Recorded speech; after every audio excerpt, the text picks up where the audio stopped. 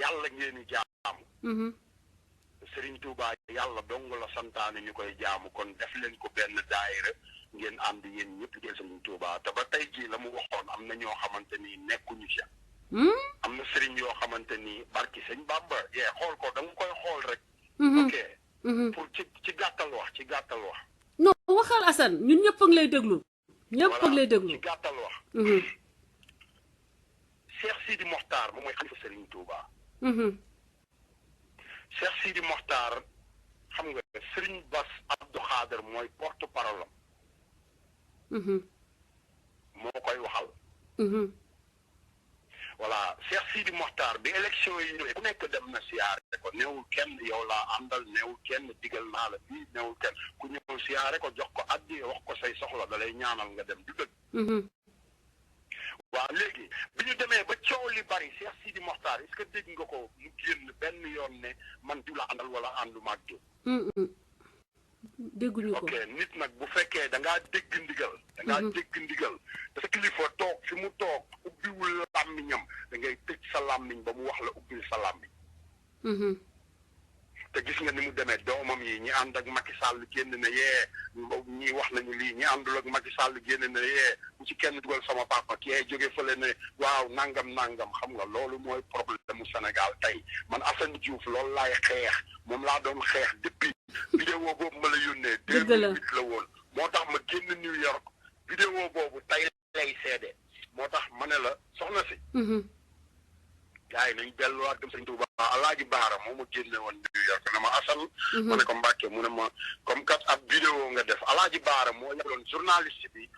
vidéo boobu noonu am na dama la yónnee rek sama paar man mais vidéo bi sëñ Modou Kara ngi ci moo ko commencé te dinaa koy teg nag di ko tegaat taxaw inshallah di ko fompal ay dàll di ko defal lépp xam nga loolu du yoon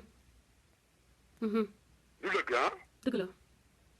voilà xam nga Sénégal dafa am lu ñu war a soppi xam nga te ci xoolal ci suñu sëriñ si la nekk te ñun sëriñ si la ñu gëm ñoom la ñuy jox addiya xam nga jóge ci suñu sëriñ si dem ci suñu président moo tax ma commencé ci kaw nañu commencé ci kaw wàcc ci suuf doo ñëw ne da ngay defar am réew fekk ñi toog ci kaw yor ay jikko yoo xamante ni waxuma ne nag xam nga buñ génn ne Assane Diouf moo ne kilifa diine yëpp nii la ñu mel mais ñi may waxal xam nañ seen bopp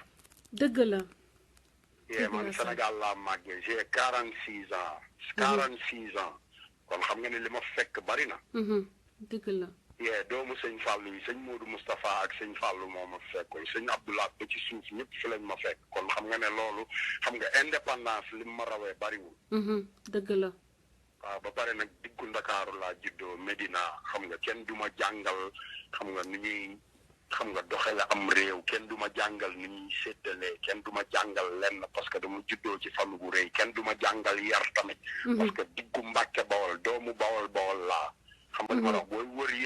wër yar ba dugg Bawol xoolal sa làmmiñ da nga koy tëj yaa ngi dégg li ma la wax mais bu ma nekkee ci am réew am samay doom di leen yar ci diine am samay doom nag di leen yar ci diine soxna si xam nga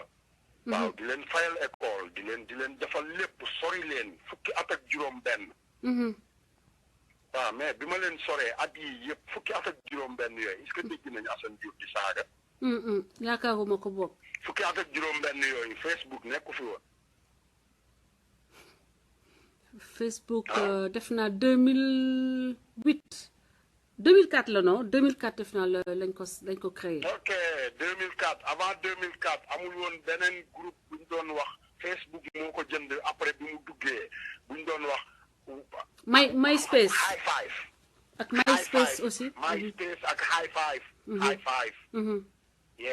yooyu yëpp fii la ma fekk Amérique xoolal yooyu yëpp dañ ko doon utiliser nit ñi di ci wax seen soxla xam nga li ma la wax ba ci WhatsApp bi ak yeneen ak Seneweb doon nga dem Seneweb Assane doon nga dem ci waxtaanu Seneweb yaa ngi dégg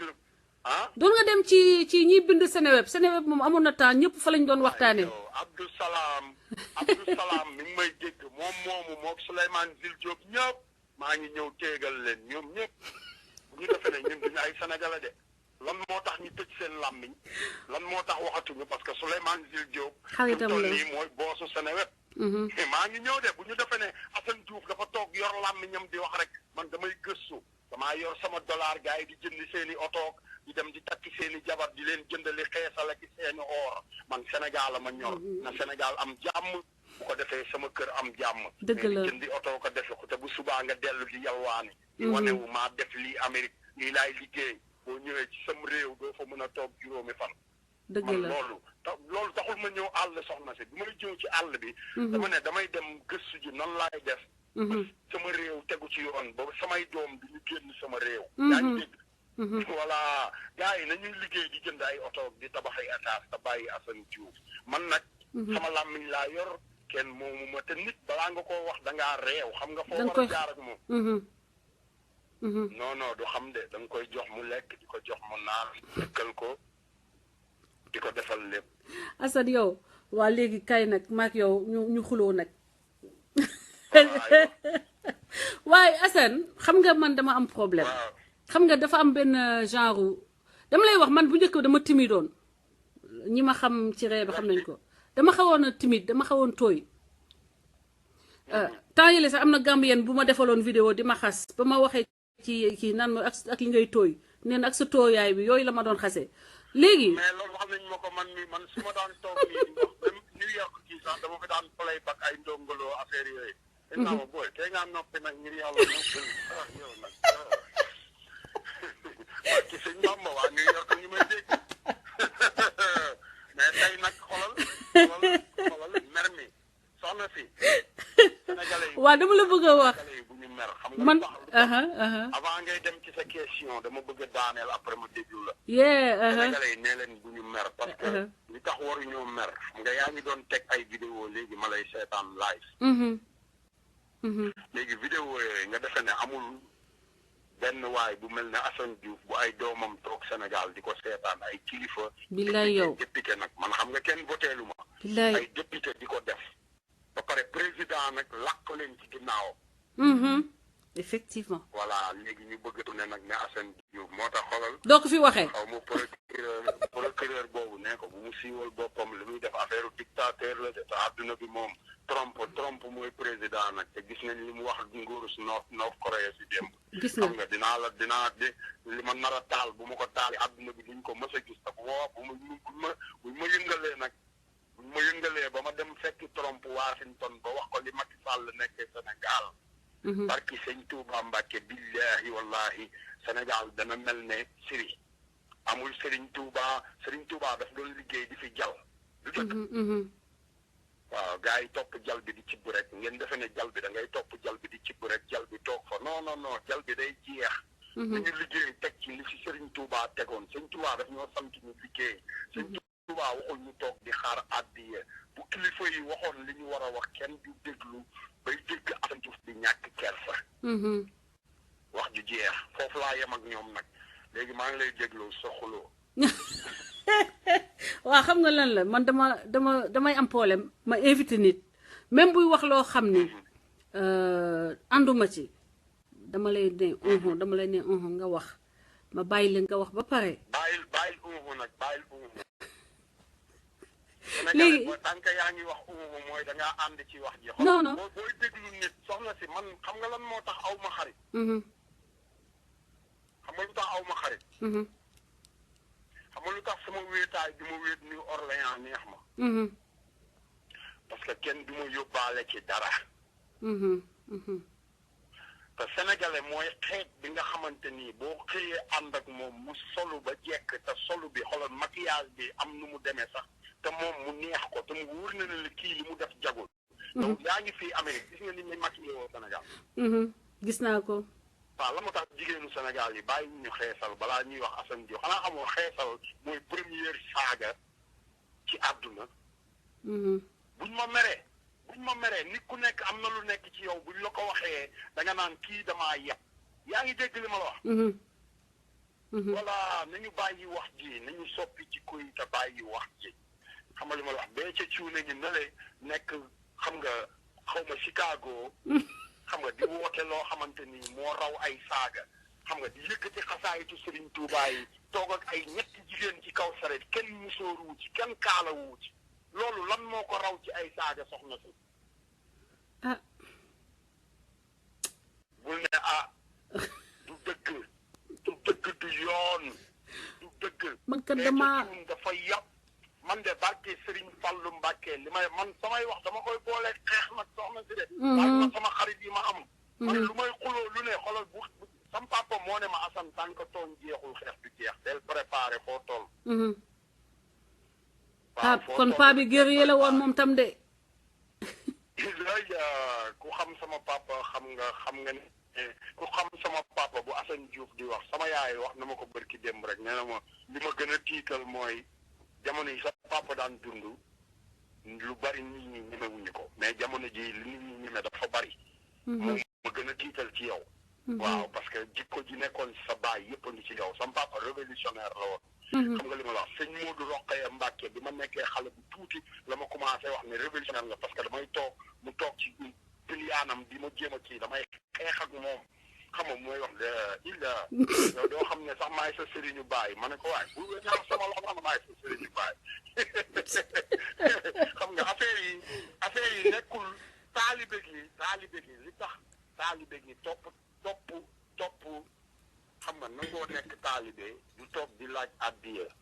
xam nga sëñ Touba dafa am lu mu liggéey il faut suñu sëriñ si def na Cheikh Sidi Mokhtar def na sëñ Mamour Mbacke xam nga def na kilifa yu baax yi def comme sama sëriñ xam nga sëñ Saliou duggul ci politique waxu ci politique yoonam nekkul ci politique xam nga sëñ Saliou Mbacke mu mag ma même chose sëñ Moustapha Saliou sëñ Cheikh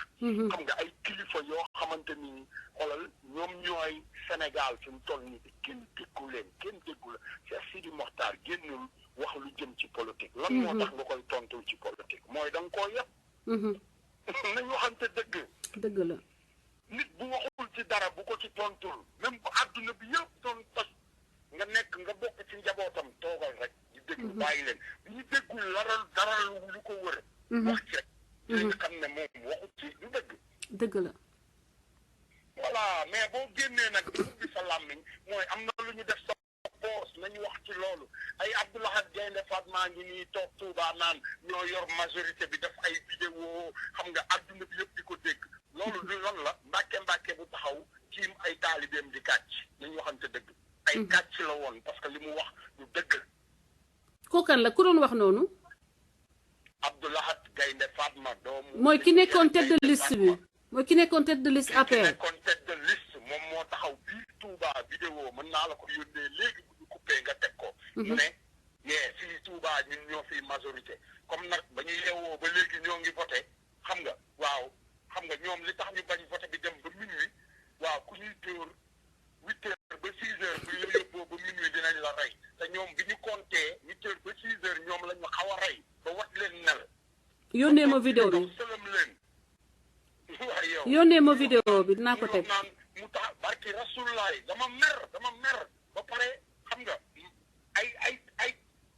ba pare nitu dëgg naa la yónnee du ma la yónnee waxee Abdoulaye Gaynde Fatma dama lay yónnee nitu dëgg nga tegal ko dama la yónnee vidéo nitu dëgg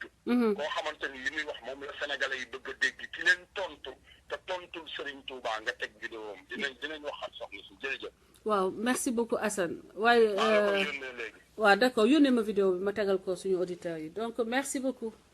kontaan nañu man nag Assane vraiment man lu mu wax bu doon sama sago day toog fii waxtaan mais fàtte naa koo laaj ban heure lay commencer parce que xam naa ni léegi mu commencer donc man damay dama leen di tegal dernière partie vidéo reportage boobu mu def ak M6 may wax ni donc man li taxoon ma doon wax j'aime pas français ni ñuy xaw a wàññi africains yi en général mais moom dafa am lu mu doon dénoncer aussi moom Assane non bii gis nañ ko am na boo xam ne yéen jotu leen ko gis donc pour vous dire que chers amis ma won leen ko ñàkk leen ko woon chaque émission dinaa ko teg ngeen xam kan mooy Assane enquête exclusive ñaata sénégalais la enquête exclusive defal reportage def ak ñoom reportage y en a pas beaucoup ça veut dire que ba mu demee dañ ko indiqué ni Assane c'était la personne représentative parce que mu ngi liggéey bu am solo ci domaine am bu nekkul woon koo xam ne liggéey na lu am solo ba mu fës kon du moom la ñu doon choisir donc lii moo doon introduction émission bi. Ils sont super organisés, ils ont des guetteurs, ils ont des gens qui les ravitaillent régulièrement. Je prends l'autre côté. Il va falloir taper le sprint derrière lui. Ah, man émission bi seetaan naa ko il y a quelques années mënu ma woon xam ni que dinaa dem ba xam kenn ci protagoniste yi seetaan naa ko de ma nekk Italie laa ko seetaan.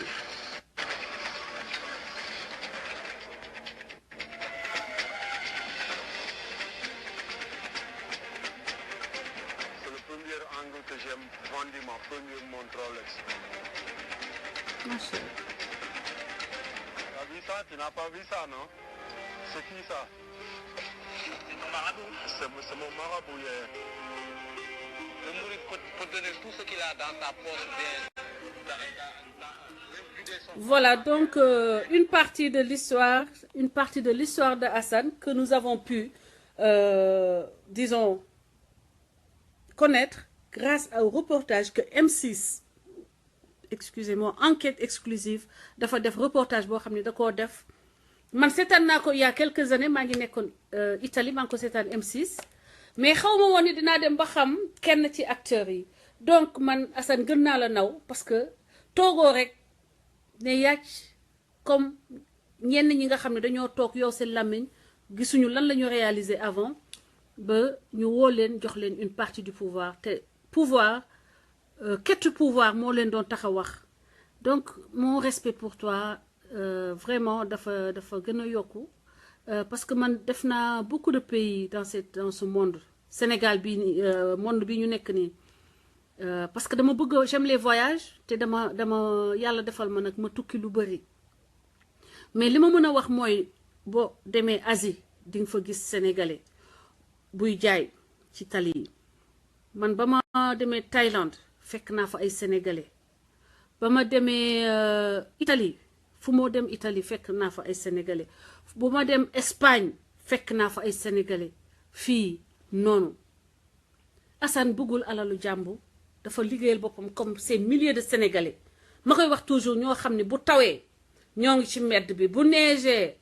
dañuy xuus ci neige bi dem bu grève sax amee du teree dinañu wut moyen yu ñuy yeggee fa touristes yi nekk pour ñu mën a jaay lu ñuy jàppale seen njaboot yi ñu bàyyi seen gannaaw bu demee kenn ci ñooñu dem ba tey di fogaare taxaw di wax Japon voilà donc di wax gouvernement bi ces mots maanaam seen dérive yi ngeen xam ni que c'est un problème sérieux dañoo yegg ci point boo xam ni on n'a jamais atteint ça ci histoire au Sénégal déglu leen nit ñi li ñuy wax ngeen jëm ko saafara moo gën ngeen di leen di xoxatal di leen jéem a xoxatal di leen jéem a tiital di leen jéem a napp parce que façon man sama façon nit kenn mënu ñoo napp façon Assane gëm naa ni kenn mënu ko napp parce que man mii jigéen kenn mënu ma napp sama papa sax mënu ko woon sama yaay mënu ko kenn mënu ma napp c'est-à-dire que man lépp luy dox dañ koy doxal ci yoon lépp luy dox dañ koy doxal ci dëgg you know so su ma gisee condition par exemple Venise nga xam ne laa gënoon a miin Paris man première fois ma wàcc Paris dama wàcc ba ànd ak sama benn copine sama copine mu ngi ci live bi ma nekk wàcc bu bees xam ngeen lu ñuy wax wàcc bu bees boo dooree yegg si France 1994 ñu ànd nag mu kontaan parce que sama ami d'enfance la je vous raconte ça parce que bientôt ñu jeexal et puis kii Assane mooy dugg live ngeen ñëpp dem seetaan ko léegi ñu yegg si man daal ba ma yegg si Paris musuma woon yéeg escalier roulant sama copine bi moo ma jiitu France mais elle était tellement travailleuse xam naa amul jotu taxawaalo mais ñu ànd ak beneen copine am mais nekk di photo escalier roulant bi di yéeg nii ah waaye yow ñu nekk di photo rek nekk ba escalier bi yegg si yëguñu ni yegg si nag ñu ki daanu ka doon photo bloc escalier bi mais boo gisee tubaab yi xeeloo jéppi bi ñuy jéppi ah man dama rus ba xaw ba fan lay làkkatu mais yooyu c'est des souvenirs pour vous dire que Sénégalais ñu ngi fépp di ñafe ma dem daal ci këram day togg dans le restaurant togg jàpp nekk liggéey rek la xam ak jàppale ay waajuram ak sa famille donc Ro si je n'ai jamais xam naa musuma la ko wax en face mais sache que j'ai beaucoup je t'aime je t'adore et j'ai beaucoup de respect pour toi énormément de respect depuis le premier jour ba ma wàcc Paris gis la ni ngay liggéeyee dur pour jàppale ñi nekk ñi des au pays te sa famille nekk une famille boo xam ni sa pap nitu dëgg sa yaay nitu dëgg yàlla na suuf sedd seen kaw ñu nekk ñu adopté ma comme seen doom gis ma xam nga topp rek li sa yaay di wax doon ànd ak moom marché mag yow ñoo bokk suñu cheminement depuis ba ñu nekkee xale day ànd ak moom di ko jàppale marché boo jógee defar ay gâteau seen kër nekk këru ñëpp donc hommage aussi à Ndioba ak à notre papa monsieur un grand monsieur qui a travaillé au tribunal de Thiès jàppale Abdoulaye Wade boobu fekk Abdoulaye Wade était un koo xam ne boo koy jàppale day mel ni musiba maanaam yow nga koy jàppale sax dafay mel ni mooy temps bi ko tuddee ay fantomas ak yooyu te Abdoulaye Wade moo baax lay Abdoulaye Wade moo mun a jéggal moo yaatu xol parce que jamono yooyu ka ko tuddee fantomas sax gis nga mujjee na tafu ba Abdoulaye Wade dugal ko ci boppam mu pare trahir ko pratiquement te ba léegi te wóor na ma ne bu delsee ci moom te wóor na ma mu baalaat ko on a très peu de compatriotes qui ressemblent à Abdoulaye Wade parce que jàng naa ci Abdoulaye Wade lu bëri entre 2012 ak léegi que Dieu lui donne na ko yàlla may gudd fan donc le vieux Diaw a beaucoup contribué à ce que Abdoulaye Wade soit président en tout cas au niveau de Thiès nga xam ko Abdoulaye Wade nga ñàkk ko xam mu ngi dëkkoon wetu jàkk nu mu tudd sax encore fàtte naa turu jàkk bi mais en tout cas mu ngi nekk Jaxaaw après la mosquée boo rombee Saint-Jean-de-Dieu ci biir fàtte naa turu jàkk Aya Seck non c'est pas jàkk Aya Seck ma xoolal dama commencé màgget dafa yàgg nag ay mag lañu léegi mais en tout cas Rokhaya je te salue et je t'enlève mon chapeau, tu le mérites, tu es une dame qui s'est battue, tu as aidé autour de toi, toute ta vie, tu as partagé li nga am. Ñun loolu la ñu xam, moo tax on est amis et c'est pour la vie, quel que soit li nga xam ni moo amoon nag. Quel que soit fu ñu mënti nekk, la distance n'enlèvera pas s'il y a. May woo Pa Assane parce que su ma ci wax damay émotionnel, damay xaw a am émotion parce que c'est des gens avec qui j'ai partagé chemin bi ñu def nii ba toll fi ñu toll ni tey mu nekk chemin bu métti moo tax may wax xale yi gëm leen seen bopp Pa Assane maa ngi lay woo maa ngi jéggalu Pa Assane jëlal téléphone bi Alpha Thiombane pourtant sama mbokk la sama mbokk yaay la jàkk Alpha Thiombane merci Modou donc foofu moo nekkoon suñu grand place foofu la ñuy toog suñu yaay jooju une brave dame une lionne moom non ñun dañoo am ay modèle te ñooñu ñooy suñu modèle bokkul du ñuy nekk au pouvoir Pa Assane Seck waaw le grand journaliste le journaliste patriote Pa Assane xam naa da nga am appel bu dugg may jéggalu bu baax may jéggalu ci li ma xaw a xool parce que dama doon wax dama am koo xam ne sama xel dafa dem ci moom il fallait ma rendre ko hommage donc Ndioba yàlla na suuf sedd ci kawam parce que c'est des gens de valeur des gens qui nous ont insufflé courage bi ñu am ni tey nos mamans qui se sont battus corps et âme you know jàppale seeni jëkkër ci condition yu métti you know Lion de la Brousse gisuma sa yóbbante ban yóbbante la noonu may leen ma woo Pa Assane Seck ñu gàttal comme ça ñu mën a j'espère que Assane dina dugg live j'espère que pare na yëpp lu muy def comme ça yéen gars yi ngeen mën fa dem jatu bul tax ma émotionnel waay bu ma wax merci parce que Ndioba xam nga sama diggante ak Ndioba man ciment laa benn yoon lay sey te lépp ku ma jàpp ci maa ngi la jàpp ci ay valeur ci ak dëggu Pa Assane xanaa gars yi coupé wuñu la nag yow itam saa yu duggee gars yi coupé bon Pa Assane Seck donc muy nekk benn journaliste sénégalais moom lay wax moom ak Pape Alé Niang ñoom ñooy journalistes yi nga xam ne dañoo continuer di servir le Sénégal xool intérêt Sénégal rek xooluñu seen poche parce que mën nañu bind mën nañu wax am nañu relationnel bu tax Macky woo leen jox leen ci la muy joxe ndax ñoo gën a aay sax ña fa nekk ña nekk ci wetu Macky mais dëgg moo tax ñu nekkuñu ci côté pouvoir bi donc may wax ni gars yi day leen il faut que patriotes yi ñu organiser wu ñu soutenir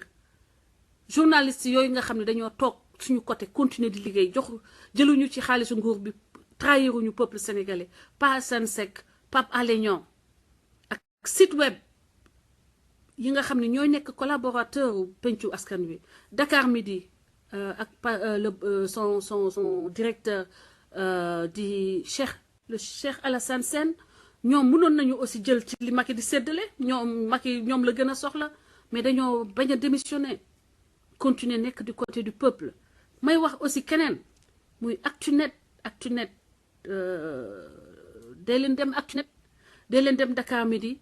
mu nekk benn effort patriote ma leen koy ñaan dinaay foofu dama fay def ay chronique bu dul chronique yi may def boo leen yeewoo na ngeen di xëyee di dem Seneweb na ngeen di xëy boo leen xëyee léegi dem leen Actunet ak Dakar Midi na ngeen dem Actunet ak Dakar Midi c'est un effort patriote gis nga dafa am benn genre loo xam ne chinois yi par exemple dañ ko def pour di pour xeexal seen dëkk gis nga bon yi américain kii trésor américain doon jaay ñoom dañ koy jënd ko ba ñu toll foo xam ne Amérique day obligé négocier ak Chine d'égal à égal loolu ci lu ñu nekk ci lu ñu situation bi ñu nekk nii il faut que patriotes yi soutenir les sites qui permettent à ce que suñuy information yi ñuy wax fii li ñuy wax fii ñu koy partager donc dee leen dem ci ñaari sites yooyu ma leen wax dakarmidi.net ak Actunet ngeen jàppale ñi nga xam ni ba léegi démissionné wuñu ñu ngi continuer di def seen rôle de journaliste ñaar ñooñu dañoo continuer di def seen rôle de journaliste yenn site web yi pourtant toogoon nañ fi ba dugal Souleymane Jules Diop di wax di saaga Macky Abdoulaye Wade du matin au soir mais site yooyu tey ñoo ànd ak Souleymane Jules Diop di naxasal la liberté d'expression mais c'est ça, c'est la triste réalité. C'est la triste réalité. Mais pourtant, je suis en train d'appeler. C'est la triste réalité. Non, Amina, yo, tu sais, on a fait une partie de notre vie ensemble. Bokk nañu parcours, am na loo xam ne ñun ñoo ko bokk mag yow. Loolu su ma ko waxee tey itam nit ñi nekk fi di jooy. Mais ça a été notre parcours. Côté jigéen nga ñëw nekk xale bu ndaw gis nit bëgg ko ñu xeeb la parce que yow pauvre nga bala fii nga jógee yaakaar nañu ni que seen doom war na mérité lu ko gën yooyu yëpp dafa nekk ay réalité Sénégal des choses qui font partie de ce qui gangrène ce qui fausse notre société di nga gis koo xam ne doomam day bëgg nit mu xeeb ko wutal ko koo xam ni yaakaar na ni kooku moo gën financièrement économiquement parce que kooku papam diw la bala papam lii la dañu dugg ba ci biir gis ni que lekketu kese la te loolu fekk yàq ngeen ay àddina doomu ay nit parce que ay dinañ dem ba def ay choix yoo xam ni dina impacter le reste de leur vie donc Sénégal nañu xoolaat suñu bopp am ak pouvoir moo yàq Sénégal. Il faut d'abord qu'on soit conscient nous-mêmes chacun en soi nga xeex man maa ngi def sama jixaadu bopp à mon niveau na ku ci nekk def jixaadam Pape Assane asalaamaaleykum mon frère. waaleykum salaam. waaw fàtte woon naa wax people.net peoplesénégal.net tam. peoplesénégal.net waaw ñu ngi jéem. waaw ñoo ngi nekk di côté du peuple day leen dem ci site yi nga xam ne ñu ngi continuer di xeexal Sénégal d'accord. si ñu ngi jéem daal. comment tu vas. maa ngi fi sant bu baax. maa ngi lay ziar Moussa Keita sa kanam bi nu kanamu fasu naawu góor sa kanam bu mooy bi wow bii ku la xool xam ne yow yaa ëpp problème lekkoo naanoo ak say lunette yu dëng lunette yi nga xam ne temps wu année 60 lañ ko doon sol nga jël say ngaam taxaw fi naan ma amuma problème yow yaa am problème si yow rek nag yaa am problème sa kanam. ndax boo amul woon problème sax yow góor doo am jot toog fii naan da ngay tonteel ay nit n'importe quoi waaye va te cacher waaye cache-toi viens comme un pou. ñi dañoo yabaate da nga leen di bàyyi ñu bëgg la yab go ahead non mon frère maa ngi jéggalu non merci ay nit kese la ñu donc yëfi nit rek la ñuy def boo meree on peut te comprendre mais bu leen topp quoi nañuy reetaan rek ñu jéggal ñu jàll déglu naa la bon je pense li xaw a sof tuuti nag mooy li live yi di entrecoupé tout le temps man gis nga man damay ragal nga dugg rek sax ñu coupé you know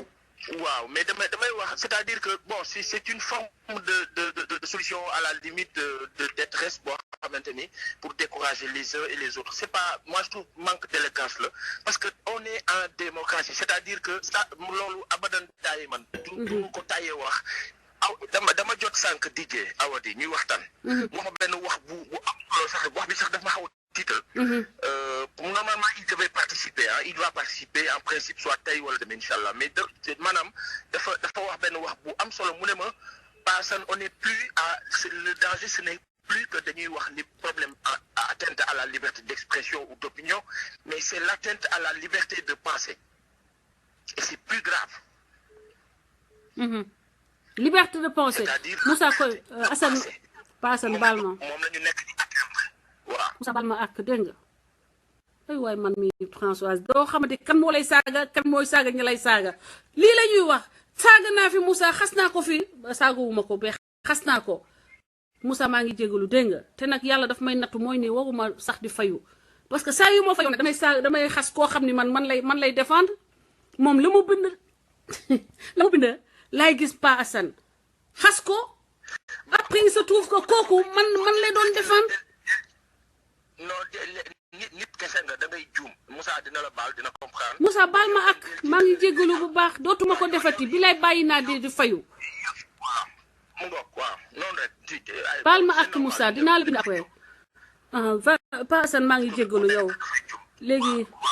donc DJ dafa wax lu am solo mooy que la liberté de penser est en train d'être atteinte gis nga maanaam léegi tey même et ça se sent xam nga sénégalais ñun dañu nekk benn peuple bu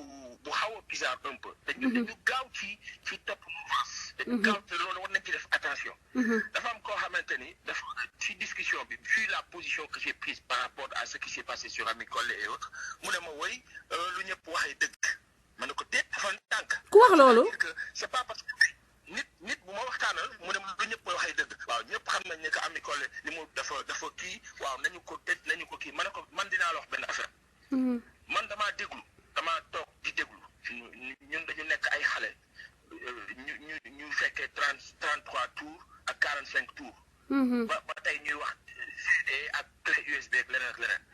ci jamono boobu ci bëgg musique boobu ñu màggandoo ak la musique de Youssou Ndour ñu am ci ay messages yu ñuy déglu man dafa am benn bu ma ci jàpp mooy yoonu dëkk Moussa bind naa la Moussa Fall bind Moussa Koyta bind naa la inbox ñëwal inbox pendant que Pa Assane expliquer Sénégalais yi Pa Assane yow fi mu ne ni live bi li ci des yow rek yaay wax boo paree ñu coupé donc yoonu dëkk mu nekk maanaam boo ci nekkee da ngay wéy te way bu am sens la bu am solo te loolu warul naax saay warul nekk waxi kese dafa war a nekk wax bu ñuy dund c'est pas parce que tout le monde a dit que non une partie parce que tout le monde c'est qui c'est peut-être une certaine presse qui véhicule l'info dans un certain sens après ñu jàpp ne loolu mooy tout le monde non tout le monde c'est tous les Sénégalais et parmi les Sénégalais Ami Collé wax na après mën nañ ne sur la forme à un certain niveau am na fu mu de am faay Ami Collé nit la qui a parlé avec son état d'âme am fu mu toll ci wàllu maanaam diggante boo xamante ne am na lu ko metti mu wax ko ak maanaam nekk nit bu furieux daal di wax léegi la mu wax nag bu fekkoon wax naa ko buñ ko tàllaloon micro ci mbedd mi du ko waxee noonu mais comme wax na ko nit jël ko fa mu ko waxee génne ko mu ngi mel ni nga ma toog tey wax benn wax nga dem nettali ne Pa Assane nee na nangam après ngeen dem jëli Pa Assane loolu c'est un problème dans un pays comme le Sénégal en 2017 dafa am autorité am autoritarisme autorité dañ koy respecté autoritarisme baaxul te jëmale ci réew fu baax tey jii nii kenn amul maqaama tey fii ci Sénégal mën a wax tey ba wax man Pa Assane ak keneen ci Sénégal foo déggatee turu président Macky Sall dawal amul kenn tey jii nii kenn c'est pas possible man ci ma ragal le président Macky Sall, c'est un citoyen, ensuite c'est mon compatriote, ensuite c'est mon autorité suprême sur la base de l'élection au suffrage universel. C'est ton employé. C'est ton employé. Exactement. Il est l'employé du peuple. C'est pas mon employé, il est l'employé du peuple dont je fais partie. Donc, mon taille, qu'est-ce qu'il doit faire? Moi, il fait bon taille. Dama amna lu Assane junju sank bi muy waxtaan moy bi mu ne ñi jégué président bi tout que ñi jégué président bi dañuy yok problème, c'est-à-dire xam nga yok problème moy kilifa bo nekké ak mom même boko raté wax deug même bu fekké dem nga parce que tay ñu ci bari kenn ñamu ci wax deug président bi kenn amu ci fitu donc bu fekké ni dem nga ba ragal ko mais ngal la way xawal suxlu rek nga ne ah li de defena bo defon nangam xawal suxlu manam ginaaw wacc nga sa bop ba do ben ba egg ci ben niveau bi au moins fexel ba jall li nga xamni mënu ko ñak ne ko ah pourtant ki de wax deug yalla buñ ko défé ni ciow li muy jur ak la muy indi du baax tay ñoo dem ci ni mais problème bi moy le Sénégal est aujourd'hui cadenassé par un groupuscule de personnes, un groupe d'amis qui étaient des amis bien avant le pouvoir, qui sont là maintenant à la tête de la marche nationale et qui veulent par force nous imposer un mode de fonctionnement. On n'est pas à l'ère du communisme stalinien où le système rouge, ce cadran rouge-là, cette couleur-là, ou la Gestapo, ce rouge, c'est fini ça. C'est-à-dire que dafa am loo xamante ni maanaam sénégalais bu nekk surtout ñi ñuy déglu dañuy waxtaan ci xel xam nga waxtaan ci xel mooy lan yaa ngi may dégg Fra waxtaan ci xel xam nga mooy lan tey dama lay ñaan sax benn affaire en passant mooy que toutes les attaques Fra ku jiitu tey ji nii muy yow am na lu ma métti wala yow mi toog di wax Paasan dama am lu ma métti walaay dama am lu ma métti ni ma waxee ak Moussa dama foogoon ni waa APR yi ñuy yónni ñu may saaga la dama warul woon sax tontu Moussa mayal leen ma Moussa ay kër xolam sedd Moussa baal ma ak man bëgguma def ci moom lu ko métti xam nga mais dañ may surran dañ may wër di ma saaga di ma wër di saaga ba doy tontu li may te yàlla sax daf ma nattu Pa Assane parce que saa yu ma fayoo rek ku ma waruta sa fayu lay fayu tu yalla mayal len mako ay cœur mayal len ma Moussa Koita ay cœur voilà un grand monsieur parce que mënon na mais daf ma bal mayal len mako ay cœur s'il vous plaît mayal len mako ay cœur bo xolam sedd Moussa bindal ni sa xol sedd na ma doga am jamm te gëwuma sax lolou dina tax ma am jamm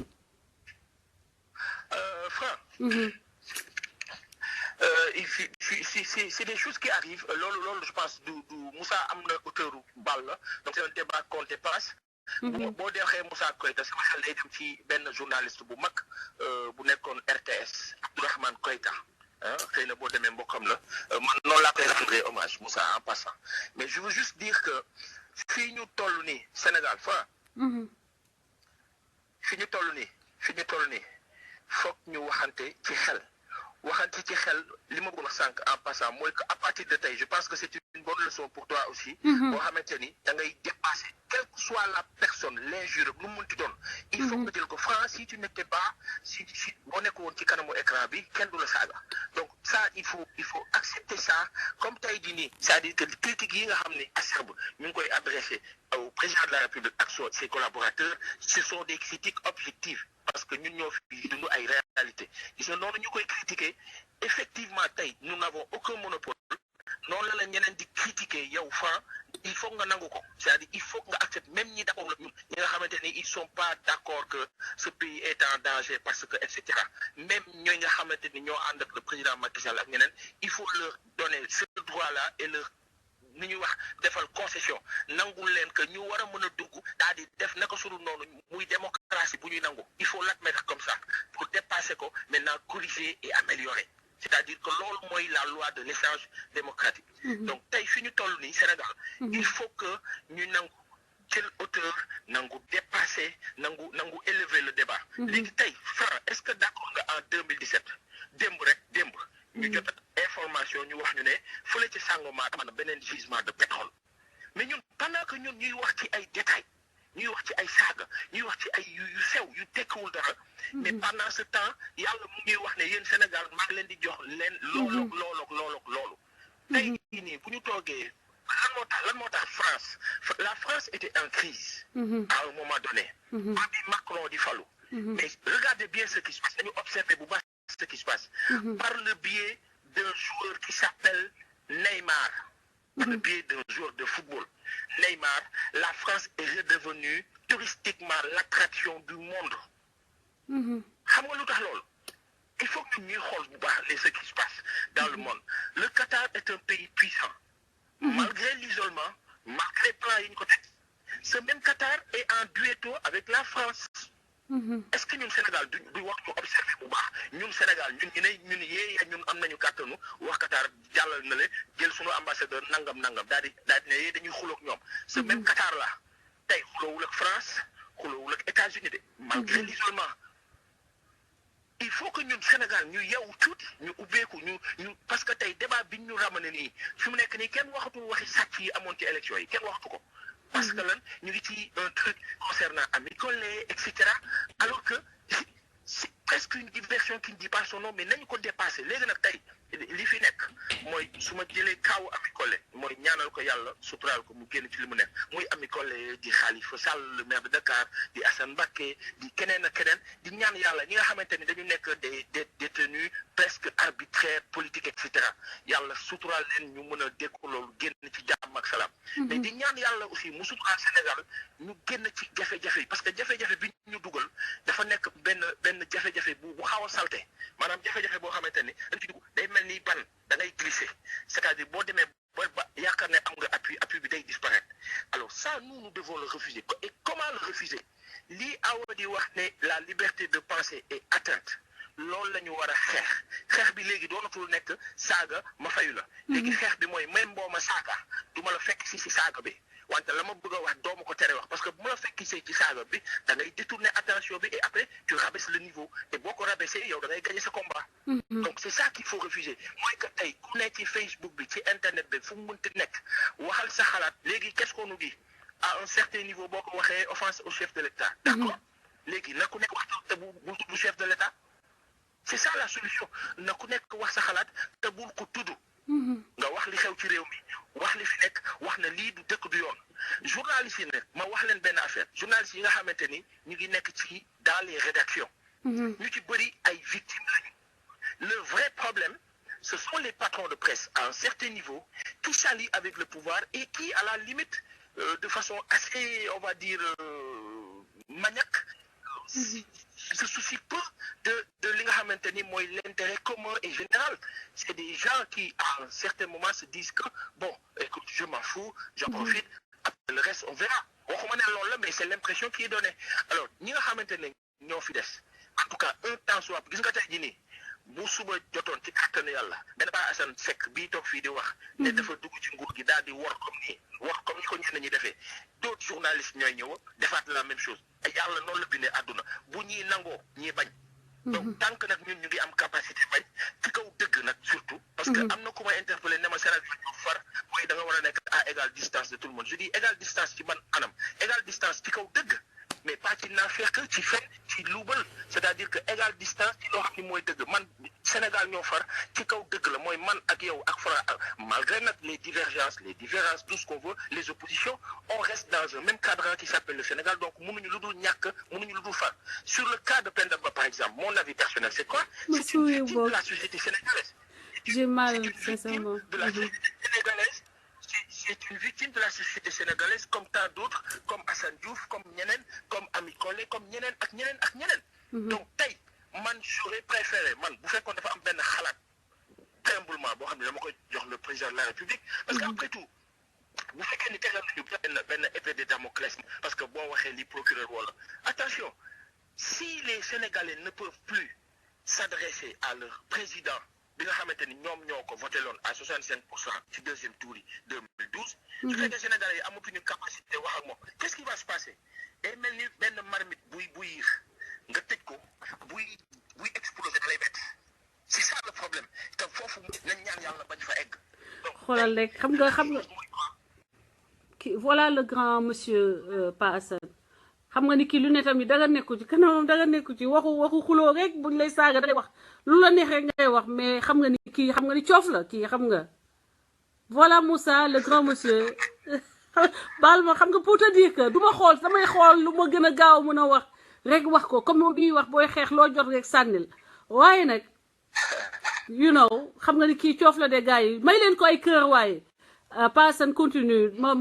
gars yi may Moussa ay cœur donc man lu may wax loolu la rek si ay nit kese lañu faw ñu juum da ngay juum damay juum keneen day juum c'est normal mais par exemple Ami Collé dafa juum ci benn à un certain niveau bu fekkee ñoom loolu la ñuy woowee offense au chef de l'État mais est-ce que jar na jàpp tëj non pourtant auteur ak mesure ak li ñu naan haute définition c'est-à-dire que nous avons besoin d'un chef d'État qui a la haute définition des choses. Nous avons besoin de ministres, de députés qui ont la haute définition des choses. C'est comme ça qu'on administre une nation. C'est-à-dire qu'on ne l'administre pas dans la peur, la psychose, la terreur, la crainte. Non, les Sénégalais sont des gens hyper civilisés. Ay këru diine yu baax ñoo fi nekk muy këru diine jullit këru diine catholique ay nit ñu yàlla may worma ñu am yitte ñoo fi nekk donc des gens comme ça su fekkee ne da nga leen di façonner la mu tax Sénégal ñun ñu am alternance en 2000 am ko en 2012 c'est parce que même au temps de Diouf on n'était pas à ce niveau-là d'aucuns me diront non c'est faux parce que nangam mais ci niveau bi ñu toll nii on n'y était pas parce que lu bon demoon nañ ba benn jamono à partir de 94 la libéralisation des stations privées sur la bande FM daal di nekk benn ouverture démocratique bu pas immense qui a conduit à l'alternance de 2000 après Sud FM ak Walfadjri nekk fii daal di def liggéey bi ces mêmes gens ont fait le même travail en 2012 alors pourquoi ces mêmes gens ne font pas le même travail en 2017 lors des législatives yi nga xamante ni tout le monde a constaté que c'est à un niveau mais inimaginable waaw léegi bu fekkee loolu am na forcing am na forcing bi dama ko xamoon je l'avais dit avant forcing boobu am na mais ginnaaw forcing bi les Sénégalais sont restés tellement dignes et patients il y a cette impression de passivité qui am na sax ñeent ñu naan Sénégal de xamoon nañ duñu sax bouger mais attention c'est pas une question de Sénégalais yi dinañu bouger mettre ou pas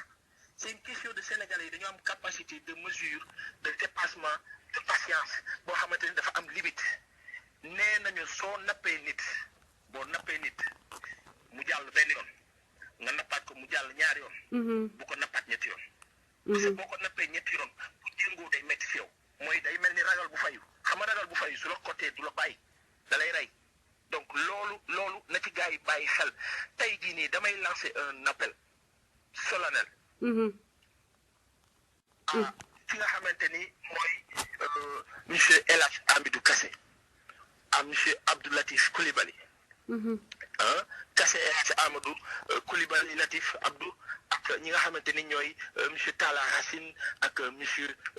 on va dire sunu papa boobu Sène Ibrahima ak ñeneen ñi nga xamante ni ñoo fi nekkoon ak monsieur Diop Abdou Aziz tous ces conseillers proches du président de la République ak ñeneen ñi ñuy déglu ci jamono bi wala ñu leen jege et cetera on leur dit une chose est-ce que aujourd'hui vous pensez que tarfatal ay ni dafa am benn on va dire supradomination boo xamante ni da ngeen ko war a mën a am ci kaw la communauté sénégalaise en entier je ne crois pas est-ce que aujourd'hui vous pensez que au vu de tout ce qui s'est passé ci dëkk bi ci législative yi ak ce contexte morose là est-ce que vous pensez que vous pouvez construire l'avenir de ce pays de cette façon je ne crois pas je suis convaincu que les pensées que vous développez en 2011 2012 même pensée yooyu yéen a ngi ko maîtriser encore tey ngeen ko gën a maîtriser mais seulement il se trouve que vous êtes dans un environnement différent un contexte différent xam nga damay wax tout le temps ñi nekk ci nguur gi nañuy moytu les gros salons les grands salons parce que dañuy enfermé wu ils sont loin de la réalité et ils se prennent pour des demi-dieux c'est dangereux tey jii nii ñooñu ñëpp nga xam ne tey ñu ngi ci nguur gi te nekkoon ci opposition bi dem ils étaient accessibles on les entendait on les voyait maintenant ils sont à un autre niveau donc ce dysfonctionnement-là ce contact coupé loolu moo indi jafe-jafe yi il faut boo jiitee réew nga jege nit ñi mais bu fekkee da ngay crise ak peur ak terreur li muy jur du doon jàmm pas ci population bi la population est tranquille ma wax ñi ñuy déglu soyez tranquille nous sommes hyper heureux malgré les difficultés kenn duñu teree wax li nga xamante ni moo xew ci dëkk bi à un certain niveau. Dans le respect, oui. Mais dans la dignité aussi. Dans le respect, mais dans tey jii nii sur le principe maanaam tey kenn du tax man en tout cas ma transiger ci sama honnêteté ci sama dignité ci sama principe. loolu tey maanaam benn doomi aadama amul maqaama wu jëlal ñu loolu. donc ni ñu koy bañee ci nii tey dañuy ñaan yàlla suxaal ñu ba keroog ñuy sàngu suuf ñu bañee ko noonu mais ñu wax ne que tey Sénégal ñi nekk ci internet bi parce que dafa am benn un début de peur dangereux boo xamante ni il y a 20 ans ci ginnaaw Yaya Jammeh bi muy commencé di dem ci dictature nii la commencé woon. ñenn ñi di tàccu di métti ndax dëkk bi changé na ndax taw ka kayre ba jaaw na nangam ak nangam kii de dafa am fulla. kii nag loo leen wax ci moom joxe leen seen réaction ci nit kii joxe leen seen réaction ci kii ndax ay kër ngeen di joxe wala ay mer lu mu mënti doon wane leen ko seen sentiment par rapport à cet homme. Vas-y, passe. démb dafa am ku ma waxtaanal mu wax ma ndeysaan c'est pourtant c'est quelqu'un boo xam ni démb de principe laa ko xamee woon mais ni mu waxee ak man démb dama xaw a am kersa kilifa la. mu ne ma xam nga dëkk bi léeg-léeg foog nga jaay leen di koy caay-caay di koy bandi. gis nga loolu. dégg bu baax li ma la wax xam nga lu doy waar la lu yéeme la ma ne ko loolu nga wax fan nga ko teg di koy caay-caay ak ma ne ko bandi ak caay-caay ngay bàkko bu fekkee yow ak ni nga meloon bu fekkee tey bandi ak caay-caay ngay bàkkoo mooy que tu es retourné à la préhistoire mooy que tu as tout perdu mooy que apparence caisse résonance nga fi mu nekk nii. ñu waxtaan kaf foree mu jàll ma jàll mu daal di dem ma dem après ma am déception nag ci moom parce que dafa am fu ma ko tegoon kilifa la bu mag. mais Sénégal tey fii en 2017 kenn mënul wax ba Sénégalais yi du ñu wax seen xalaat ci président ci ministre ci député ak keneen naam il faut mettre les formes. Mais les Sénégalais mettront les formes, mais ils diront et dénonceront, et on le fera avec le Sénégal d'avancer. Parce que nous avons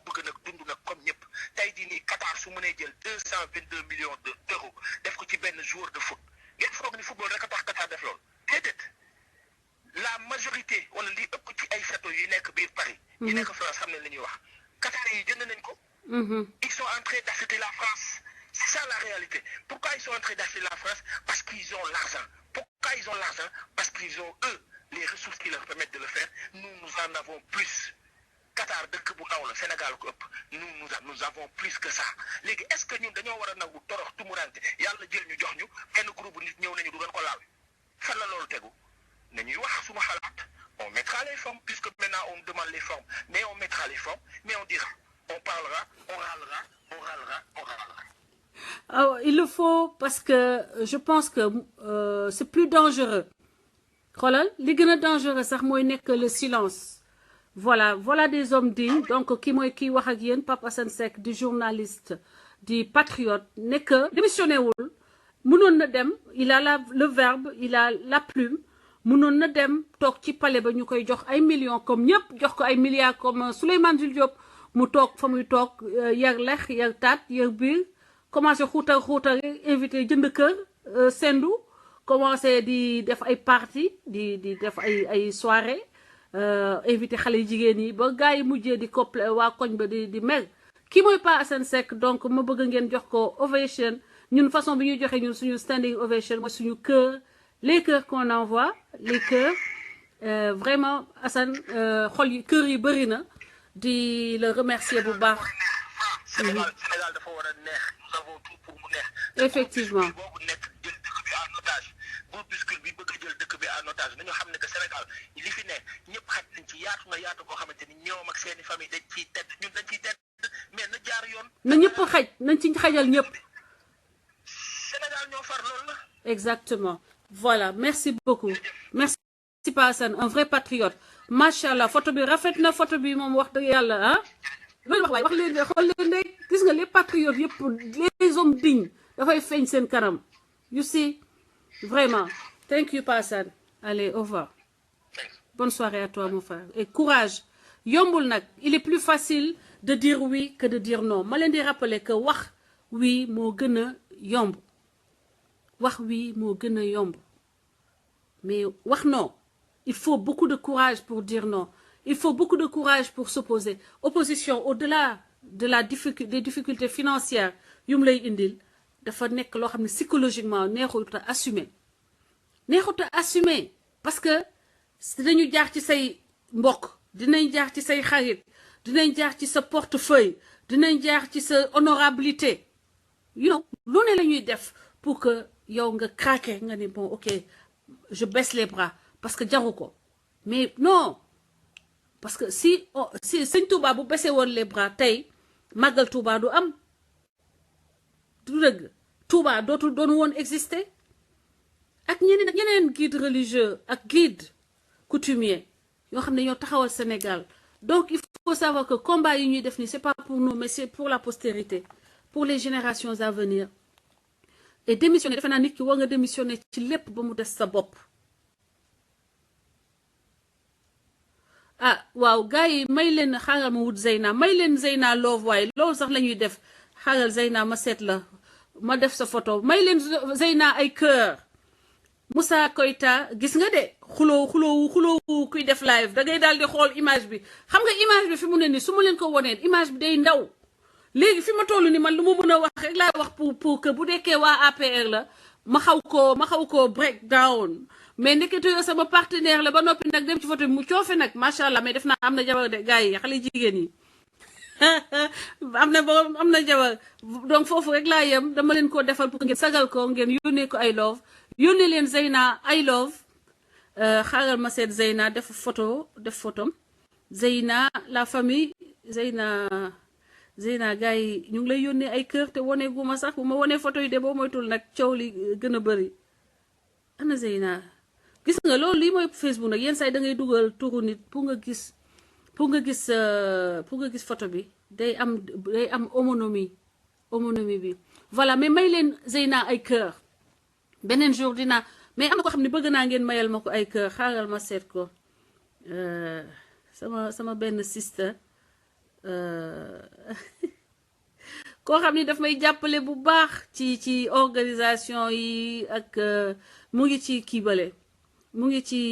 groupe WhatsApp bi nekk modératrice xam nga man dama xaw a tàng te ay cannot souvent du ma mën a jël du ma mën a am patience ci yenn caprice moom mënuma ci dara mënuma caprice moom am na patience bi mais Zeyna Maguette gisuma sa benn photo individuelle ay photo googu rek laa gis ok bàyyil ma move on wax leen ni que comme mu ngi xaw nañuy yàgg Assane xaaral ma woo Assane xam ndax mu ngi dugg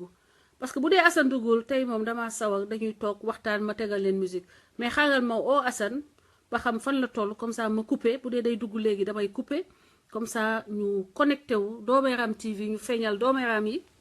feeñal ña nga xam ne ñoo jël Sénégal yi depuis ba ñu nekkee xale teg leen ay Dooméram c'est la vérité je suis désolée au sens littéral du terme ñoom itam ñu jël seen wàll Sénégalais yi exposé leen Sénégalais yi génnee li nekk suñuy xol parce que on a beaucoup trop supporté ok saa waaye jëlul sama appel xam nga moom tey général Assane Diouf may leen Maguette Khady Diop ay cœur léegi Maguette Khady Diop mayal leen ma ko ay cœur waaye mayal leen ma ko ay cœur donnez-lui des cœurs moom itam jàmbaar la mu ngi jàpp bu baax ci conscientisation bi léegi nag waa Zeyna gis naa la de Jazz tey la coow li bëri mayal leen ma Khady ak Jazz da nga changé mais tey ñu changé rek laa fi génnee tey xoolal ma regardez may leen ko ay cœur waaye may leen ko ay cœur lunettes yi siluissé na te nag comme lunette Moussa Koita nag man ay waay teg bii gàcc xamu fu ma jëm ak moom DMTV il faut mu am mënut a bañ a am de jar na sax ñu def grève on va faire la grève dem buntu palais ñi nekk palais ñi dem buntu assemblée nationale Tata Khady waaw nuyu leen kiyal leen ko bu baax may leen ko ay kër moom ak Zeyna now what I want to know mooy mbokk yi xaaral kon ñu yemale ko fii ma tegal leen morceau bi nga xam ne tey moom laa jël ci ordre bu morceau bi ma jël ci ordre bu mooy morceau Ouza donc ku bëgg ay cœur Anna Abdou Sy maye leen ma Anna Abdou Sy ay cœur maye leen ay cœur sénateur Charles Mendy xaaral ma génne leen sénateur moom itam jàmbaar la boo xam ne mon Dieu ce qu'il fait dans l'ombre dans le social est énorme sénateur Charles Mendy man de Assane rek lay xaar Assane rek lay xaar fi mu toll nii bëgg mu dugg ñun ñëpp ñu dem fa Charles Mendy parce que man Assane moom su ma ko dégluwul benn jour moom def naa te ma commencé waat di am ay migraine waaw sénateur Charles Mendy jàmbaaru kii Guédiawaye le lion de Guédiawaye may oh kër yi waaye macha allah xoolal ma lii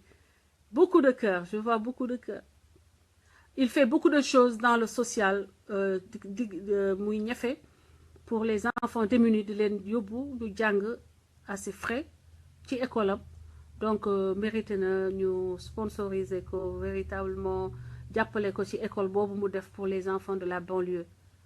mu nekk un homme de conviction nag xam nga homme de conviction moom Sénégalu Macky Sall moom dañ koy bundu xatal actuellement di ko créer ay difficultés sur le plan financier parce que dañu jël poste yooyu nga xam ne dañ ko fekk sax ndombu tànk yi nga xam ne da ko yogoon avant Macky Sall ñëw ñu ngi koy nangu di ko nangu you know pour que mu sonn pour que mais loolu dama xamul méchanceté bête boobu pour lan mais koo xam ne yow wàññilu la léegi looy koy kii parce que bokkul ak yow quand il faut que nga teg ko coono ba mu sonn ba nga gis ko mu sonn nga naan ñaw mais waaye pourquoi nit mel noonu donc Aliou Sall est en train de martyriser un soldat du Sénégal un soldat de la banlieue sénateur xanaa soxal sedd na kër yi bëri na macha allah kër yi bëri na voilà donc di leen wax xaw ma tegal leen donc un peu de musique il y a beaucoup de Koulim Dioum il y a beaucoup de personnes qu'on pourrait dugal ci kii bi ñu déglu Ouza après ñu yemale fi live bi xaar Assane comme ça bu duggee ñu mën a dem déglu live bu tey bi Ouza nag gën a wax jot na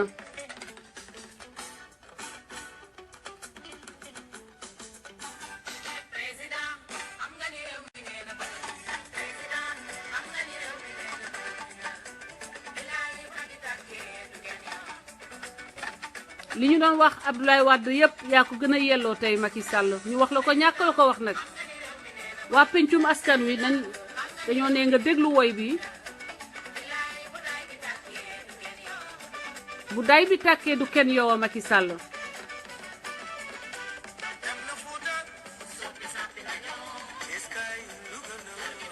yoonu yokkute sàppi nañu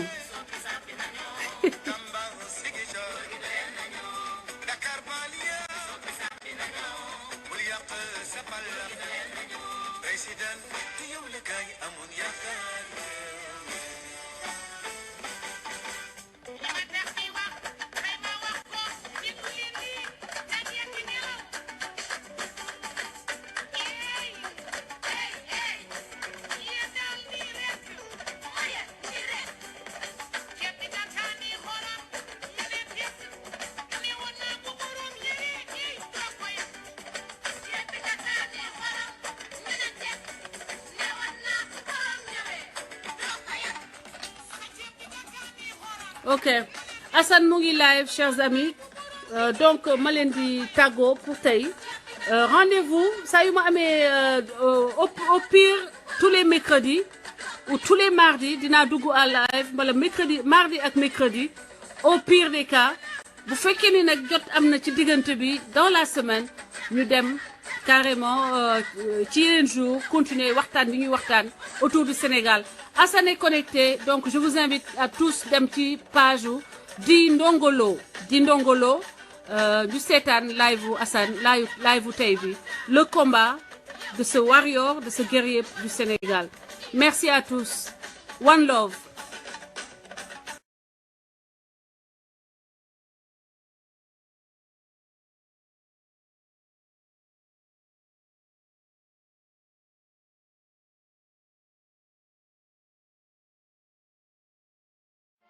Est-il vrai qu'on peut attraper les verrues de son chien? Les dents blanches sont-elles signe de bonne santé? De nombreux mythes semblables à ceux-ci ont la peau dure et sont entretenus depuis des années. Toutefois, grâce à la recherche, la plupart ont été infirmés. Voulez-vous connaître lesquels? Découvrez tout de suite 10 mythes que vous devez cesser de croire. Hey les gens, vous êtes maintenant 2 millions d'abonnés sur la chaîne. C'est juste un truc de dingue ce que vous avez réalisé en seulement 1 an et demi. Grâce à vous, Lama Fâché est la première chaîne de top en France à atteindre les 2 millions d'abonnés. Et ça, c'est juste incroyable. Pour fêter ça, j'ai décidé de vous offrir plusieurs cartes Google Play que vous pourrez utiliser pour acheter ce que vous voulez sur Internet. Pour participer, c'est super simple, il suffit juste d'être abonné à la chaîne. Vous pouvez aussi me suivre sur Facebook car je ferai gagner des cartes là-bas. Voilà, bonne chance à tous ceux qui participent et rendez-vous le 15 septembre pour découvrir si vous faites partie des gagnants. Je vous laisse avec la vidéo.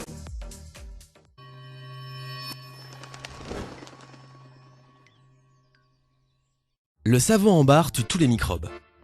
Voici une démystification qui pourra en surprendre beaucoup. Le savon en barre ne tue en réalité pas les microbes. En effet, le savon produit une pellicule glissante où les microbes restent seulement enfermés avant le rinçage à l'eau. Lorsque vous vous lavez les mains, les bactéries, peau morte et graisse sont transmises à la savonnette. Et si vous ne la rincez pas bien, elle deviendra ensuite un nid à bactéries. Plus votre savonnette se brise et s'abîme, plus les micro-organismes pourront continuer à y vivre. Avant d'utiliser donc du savon en barre, rincez-le à l'eau courante afin d'éliminer quelques germes et laissez-le sécher après chaque utilisation, car en effet, l'humidité est le principal allié des bactéries. Quand on le rase, le poil repousse plus épais.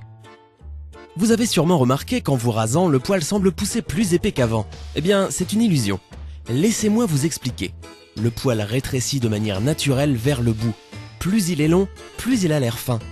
Lorsque les lames du rasoir passent sur la peau, elles coupent la plus fine partie du poil, ce qui donne l'impression que le poil sort plus épais la deuxième fois.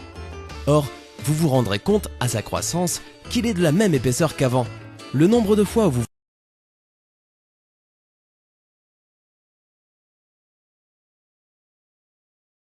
vous rasez n'a pas d'importance. Le poil ne sortira pas plus épais. Il existe toutefois une exception à la règle, l'adolescence.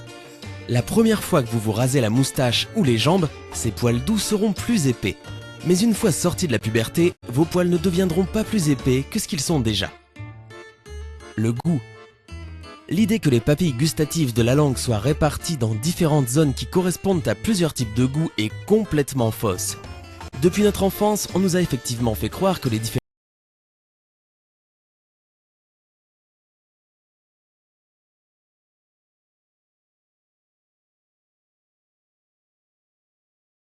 parties de la langue distinguent les différents goûts, sucré, amer, acide, etc.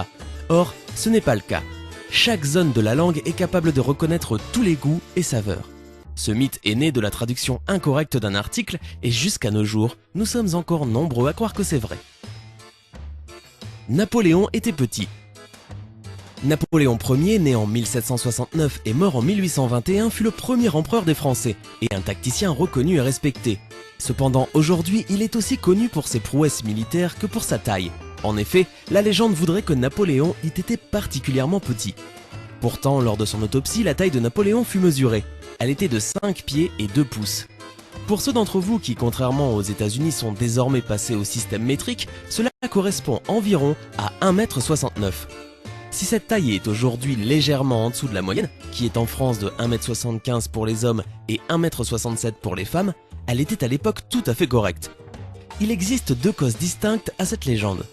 La première est que Napoléon était à l'époque le plus souvent entouré de sa garde personnelle, à laquelle était imposé un critère de taille assez élevé.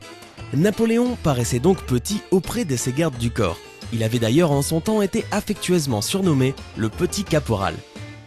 La seconde cause serait tout simplement une erreur de traduction de sa taille. En effet, si les 5 pieds et 2 pouces qu'il mesurait correspondent à 1,69 m en unité de mesure française de l'époque, elles correspondent à 1,57 m en unité de mesure moderne pour les pays qui utilisent encore les pieds et les pouces. Un Américain lisant aujourd'hui la taille de Napoléon le verra donc comme un homme plutôt petit, même pour son époque. Aujourd'hui, cette croyance est toujours aussi répandue et a même donné son nom au complexe de Napoléon, un complexe d'infériorité qui affecterait certains hommes particulièrement ceux de petite taille. On peut attraper les verrues de son chien. Chez les êtres humains, les verrues sont dues à un virus connu sous le nom de papillomavirus humain. Il est important de savoir que ces virus sont spécifiques à chaque race. Cela signifie que la contagion n'est possible qu'entre les membres d'une même espèce. Les verrues des chiens ne sont contagieuses qu'aux autres chiens, celles des humains qu'à d'autres humains. Donc, si vous voyez un crapaud, un chien ou n'importe quel autre animal avec des verrues, n'allez pas croire que vous serez contaminé en le touchant. Il faut dormir 8 heures par nuit. Dormir une nuit complète de 8 heures ne correspondrait pas à notre cycle naturel de sommeil selon une étude anglo-saxonne. Une enquête scientifique relayée par GMA News a livré la conclusion suivante. Dormir pendant 8 heures d'affilée ne serait pas quelque chose de naturel. Deux chercheurs, Craig Koslowski et Russell Foster, qui collaborent avec la BBC, se sont intéressés à des études antérieures menées sur le sujet. Et plusieurs de ces dernières révèlent un constat implacable. Le vrai sommeil naturel correspond à 4 heures, puis un réveil de 2 heures, pour finir avec un autre dodo de 4